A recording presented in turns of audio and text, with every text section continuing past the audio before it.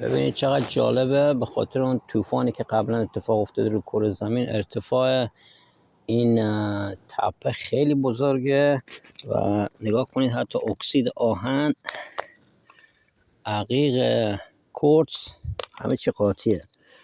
اکسید آهن، نگاه کنید اکسید آهن رو توی شل و ببین چه ارتفاعی داره. ببین چه سنگ‌هایی رو با خودش آورده به اندازه اتوبوسه. طوفان می‌بینین؟ کافیه که این سنگ‌ها بیفته تو جاده، یعنی یه زلزله 4-5 ریشتر این تپه رو بریزه 2 هفته طول میکشه بیان تمیزش کنن.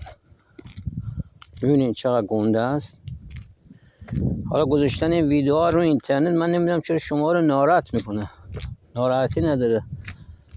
و دیگه حالا اومدیم تو این کشور زندگی کنیم، همون که تو مکدونالد که نباید کار کنیم که. یه سریمون دوست داریم یه کار دیگه انجام بدیم. حالا دولت کانادا دوست نداره، حکومت ایرانمون هم ماشاءالله ادعا میکنه و قطی هم جمع بکنیم سر رامون.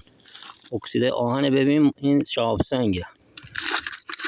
این قطی ها رو جمع میکنیم که باش پول در بیاریم. این باعث شرمندگی حکومت ایران و کانادا که مردم باید اینجوری زندگی کنن.